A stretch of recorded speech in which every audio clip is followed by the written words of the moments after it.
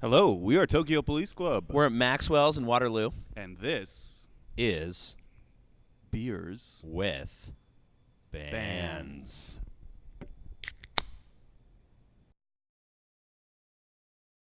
Hey guys, thanks for joining us. Thanks for having us. Thank you for having us. Do you want to introduce yourselves and let us know your role in the band and what you're drinking today?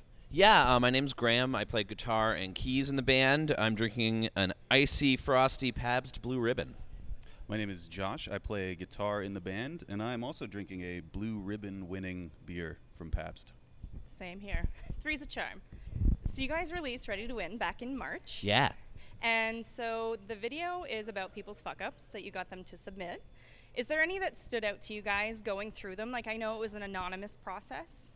Well, thank goodness, because people were... I expected it to be kind of not serious, Right. and some of them were not serious, but some of them were serious. Mm-hmm. And I was really glad, because it's just a Google form, and I was like, I think it's anonymous, but I don't know. Like, this isn't Signal. I don't know what's going on. Yeah. And so I would have felt horrible if people thought it was anonymous and I knew whose secrets it Right. was, but fortunately it worked out okay. Google knows whose secrets it was, but they're not sharing that So with it's us. Already, anyway, it's fine. So it was the deep ones that you kind of were surprised by then?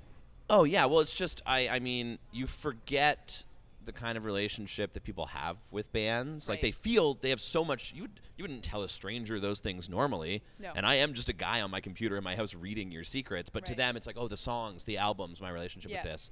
And it's always kind of humbling.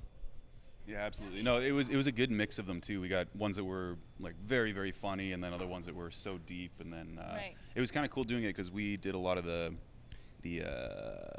punchin label making for those. making. Yeah. And it was cool reading them because then it kind of inspired you to maybe throw a couple of yours in as well. That It was my kinda next opened question. the next. Did you guys throw some of your own in there? Or do you have some you want to talk about? Not too many because we didn't want to dilute it with just Right. this is the me show. But there were a couple that fans would write in and you would be like, oh, that really echoes with me, and I have something similar that I kind of want to throw up there. And Right. even if it's not in frame, it just felt good to punch it out and stick it on a wall, and you're like, cool. Yeah.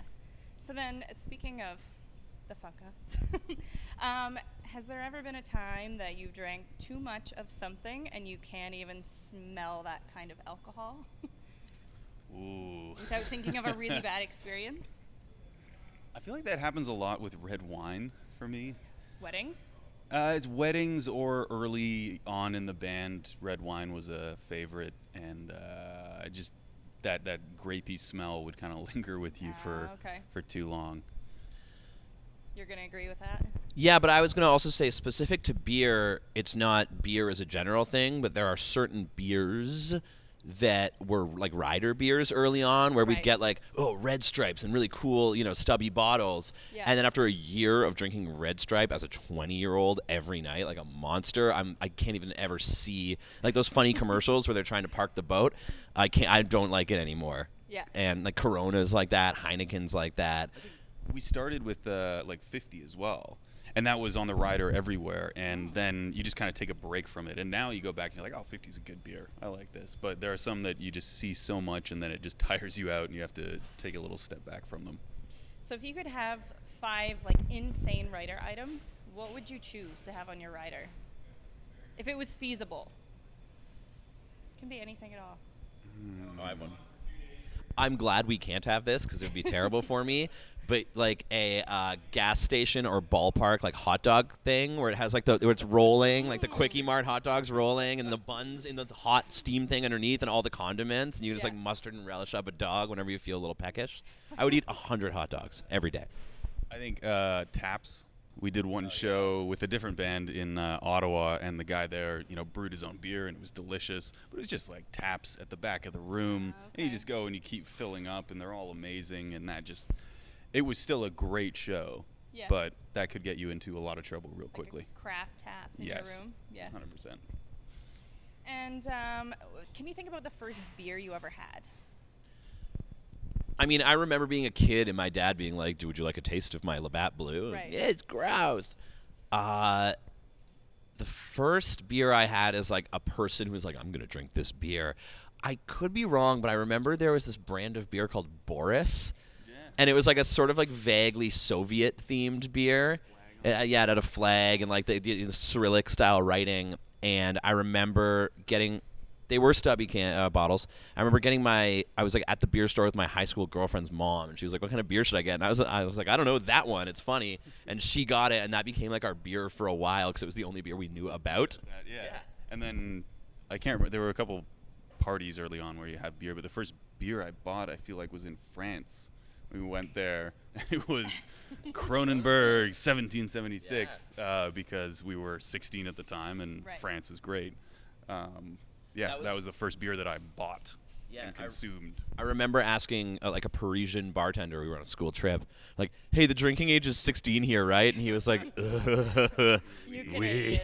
And I was like, "May I have a bottle of Kronenberg, please?" He just sort of disdainfully handed it over. Yeah. And then I remember going to the Louvre after as part of like the activity we did, and I was like, "Ooh, I'm tired." Can you guys remember the first, probably cassette tape? Because I feel like CD. we're around the same age. It was CD. You Yeah, didn't buy assuming a the cassette? question is you bought. No, yeah, Yeah. you bought. But Yep. like even go back to cassette tape. Do you remember the first cassette tape you maybe I bought? have never Or bought a cassette CD? tape. No? We are still Okay. waiting. The first CD I bought with my own money was Our Lady Peace's Clumsy. Okay. Because my friend Aaron Dean had it, and I had to sleep over at his house, and I was like, "This record's cool, man." I need to have this. Which is record slaps, really Yeah. holds up. So I feel proud. Yeah, same. Never bought a cassette, but the first record was the New Radicals. Okay. I think it was self-titled, but that one with the song. And then Maybe You've Been Brainwashed Too? That's the one. and got it. first concert. Can you remember the first concert you ever attended? Well, Yeah, well, I used to lie and say it was Radiohead. gonna wait to do But- with that, and then I remembered you're The actual one, that's not even true. The funny answer is the day before that when I saw a Conline Crush because my crush's sister's boyfriend's band was also playing. But the real answer is when I was like, I don't know, much younger. My church did a church field trip to see DC Talk, the Christian rock band, and I reviewed Okay. it for the church newsletter. That was your One of first my rock only show? published pieces of writing to date. Also, yeah, it was published in the Christian Baptist Church's weekly or monthly newsletter, along with the benedictions of the week, and probably all the old people who had died. Mine was Radiohead at Molson Park in Barrie. Oh, nice. That's It's a a good really one. good Yeah, first really, show. really set the bar a little bit too high. Yeah. It's been coming down ever since. And what are you guys listening to a lot of lately?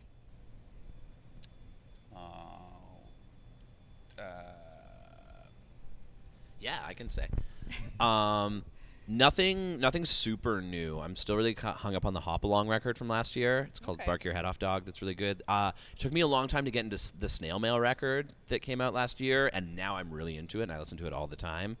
And I've been digging into a bunch of Donovan Woods' back catalog just because I'm working on some lyrics right now, and he's a great lyricist, so I'm trying to like sponge up his wisdom.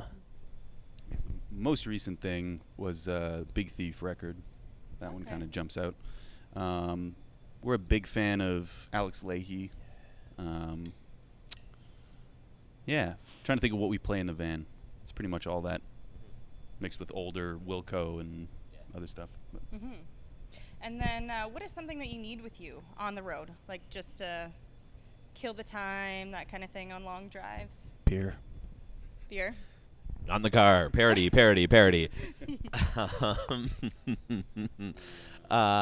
Like- I mean, I'm a real sit quietly, look out the window drive Oh, guy. okay. So I actually realize on tour I fall behind on all my podcasts. I try to read a lot on tour, so I like to have some books floating around.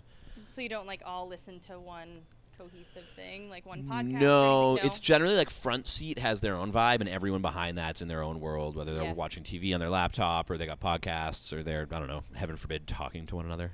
Right. We listened to this on the drive here. We listened to some fun podcasts together, though. This one called Conspirators, Oh, which is conspiracy real fun. theories? Or Kind no? of,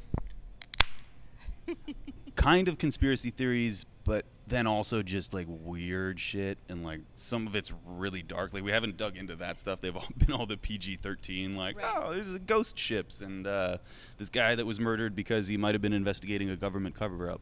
But then there's other stuff on like Ed Gein and a bunch of serial killer stuff that's real dark. And, like, But there's also one called 20,000 Hertz Yes. that's just about sounds. Like they'll do a whole Oh. podcast about the THX. Like, brrrr. It's a 2-part podcast, and it is scintillating. It's so good. We'll have to, yeah, I maybe really keep an recommend eye on it. that one, or an ear out for that We one. go Ayo. back and forth. When the other podcast gets too dark, then it's like, let's listen to something about sound. Yeah.